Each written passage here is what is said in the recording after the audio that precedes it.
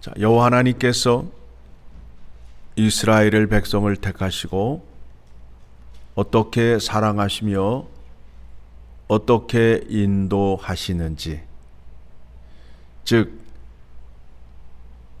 약속하신 말씀대로 그 약속을 이루어 가시는가에 대한 관점으로 성경의 말씀을 보아야 된다라는 겁니다.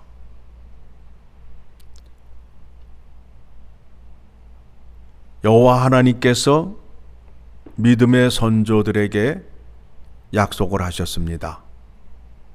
내가 약속의 땅을 너희에게 주리라. 그리고 너희는 나의 백성이 되고 나는 너의 하나님이 되리라. 약속하셨습니다. 그러면 그 약속을 이루어 가는데 여러 가지 문제들이 생겨납니다. 그 가운데에서 하나님이 어떻게 역사하고 계시는지를 살펴보셔야 된다라는 겁니다. 모압 왕 발락이 이스라엘을 저주하기 위하여 점술가, 점쟁이를 데려다가 이스라엘을 저주하게 하잖아요. 살아계신 하나님이 그와 같은 장면을 가만히 보고 계시는가, 아니면 그 백성을 지키시는가에 대한 관점으로 성경 말씀을 보셔야 된다라는 겁니다. 자, 오늘 본문의 말씀을 보게 되니까 발람이 발락의 요구대로 이스라엘을 저주하려고 산 위에 섰을 때에 하나님께서 그를 주장하사 그의 입에서 저주의 말이 아니라 축복의 말이 나아가는 겁니다. 발람이 그것을 알게 되었어요. 그래서 1절의 말씀을 보게 되면 발람이 자기가 이스라엘을 축복하는 것을 여호와께서 선히 여기심을 보고 전과 같이 점수를 쓰지 아니하고 그의 낯을 광야로 향하여 눈을 들어 이스라엘이 그 지파대로 천막을 친 것을 보는데 그때에 여호와의 영이 그 위에 임하신지라. 그래서 이제 발람이 하나님을 보게 되었고 하나님의 말씀을 듣게 되었고 하나님의 말씀을 전하는 자가 되었어요. 여호와의 영이 그에게 임하여서, 그래서 하나님께서 자신이 하고자 하는 그 계시를 발람 선지자를 통하여 하신다라는 거예요. 하나님은 그렇게 역사하시는 분이라는 것을 여러분이 깨달으셔야 돼요. 우주 만물을 누가 주관하신다고요? 여호와 하나님께서 주관하시잖아요. 자, 그래서 발람이 어떤 말을 하느냐 하면, 나는 여호와 하나님께서 다스리고 있는 이스라엘을 저주할 수 없다. 그 이스라엘 나라는 마치 숫사자 같고 암사자와 같다. 그리고 약속의 말씀, 하나님이 어떻게 그 백성을 주관하고 계시는지를 알고 있어요. 자, 9절의 말씀 봅니다. 꿇어 앉고 누움이 숫사자와 같고 암사자와도 같으니 일으킬 자 누구이랴. 너를 축복하는 자마다 복을 받을 것이요 너를 저주하는 자마다 저주를 받을지로다. 자, 이 말씀이 어디에 나오느냐 하면 창세기 12장 3절을 가게 되면 하나님께서 아브라함을 택하시고 약속을 하셨잖아요. 내가 너를 통하여 큰 민족을 이루고 그리고 자, 12장으로 갑니다. 12장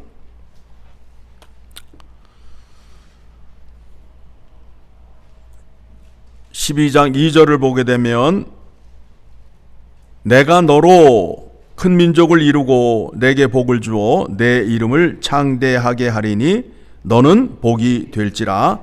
너를 축복하는 자에게는 내가 복을 내리고 너를 저주하는 자에게는 내가 저주하리니 땅의 모든 족속이 너로 말미암아 복을 얻을 것이라 하신지라. 자, 발람이 무엇을 깨달았다고요? 내가 이스라엘을 저주하면 내가 어떻게 된다? 저주를 받는다.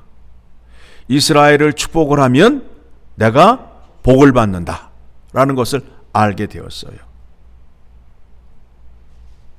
발람이 그것을 알게 되어서 이스라엘을 저주하지 않습니다.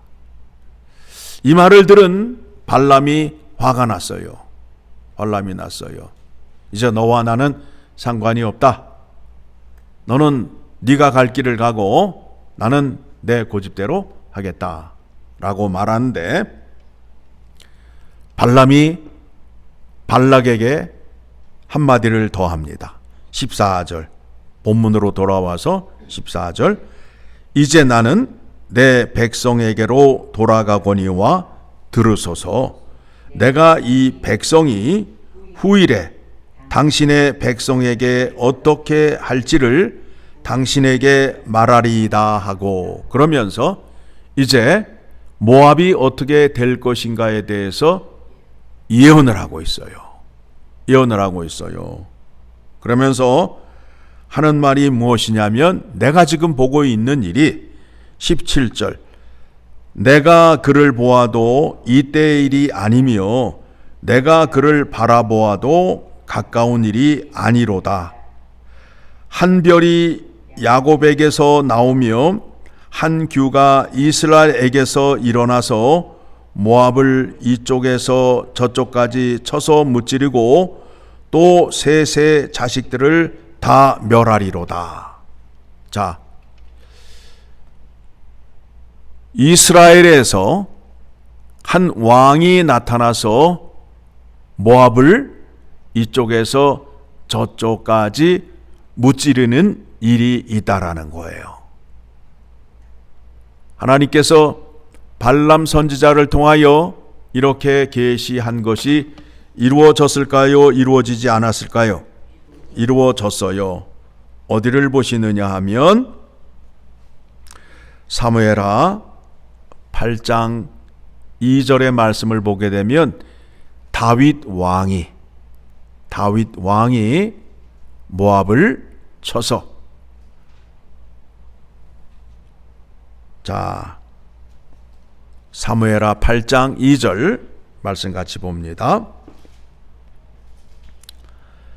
다윗이 또 모압을 쳐서 그들로 땅에 엎드리게 하고 줄로 재어 그 두 줄 길이의 사람은 죽이고 한 줄 길이의 사람은 살리니 모압 사람들이 다윗의 종들이 되어 조공을 드리니라.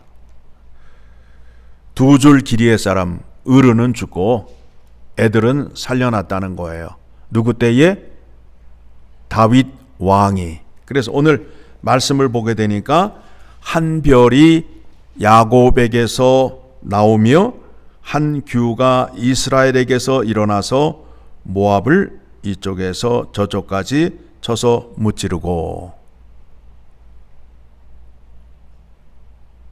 창세기 12장 3절의 말씀대로 그대로 성취가 되었죠. 이루어졌죠. 그렇죠? 오늘 말씀을 통해서 우리가 확인하고자 하는 것이 무엇이냐면, 우리가 복을 받으려면 어떻게 해야 된다고요? 사람들을 향하여 저주를 많이 하셔야 돼요? 아니에요. 복을 빌어주어야 돼요. 우리 지난주 설교를 통하여 확인하였습니다. 마태복음 말씀으로 갑니다. 10장의 말씀을 보게 되면 10장 12절,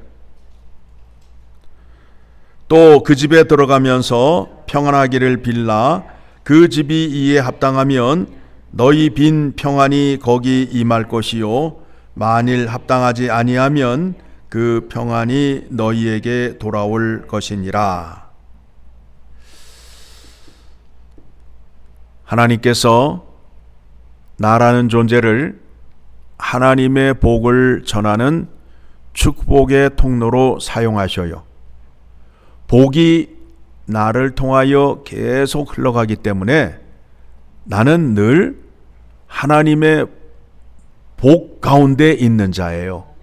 그러므로 인하여 우리의 삶이 평탄해지고 부요해지고 감사와 기쁨이 넘칠 수밖에 없다라는 겁니다. 그리고 다른 사람이 나를 향하여 손가락질하고 저주하게 되면 살아계신 하나님께서 약속하신 말씀대로 누가 잘못돼요? 나예요? 아니면은 나를 향하여 저주하는 사람이에요? 나를 향하여 저주하는 사람이에요. 그래서 우리는 어떠한 얘기를 들어도 모함을 당하여도 맞대어 싸우지 않아요. 참고 기다리게 되면 약속의 하나님께서 그대로 심판을 해 주신다라는 거예요.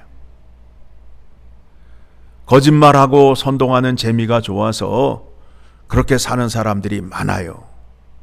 그런데 시간이 지나게 되면 약속하신 하나님께서 그대로 갚아주시기 때문에 그 사람의 결국은 파멸의 길, 멸망의 길을 갈 수밖에 없다라는 겁니다. 그렇죠? 예. 주님께서 말씀하신 대로 우리가 다른 사람을 위하여 기도해 주시는 거예요. 그러면 그 복이 나에게 온다는 거예요. 이와 같은 믿음이 우리 교회에 넘쳐서 전도의 문이 열리고 빈자리가 다 채워지는 은혜가 넘치기를 소망하며, 또한 여러분은 말씀에 순종한 자가 되어 늘 하나님의 복 가운데 사는 여러분 되시기를 간절히 소망합니다.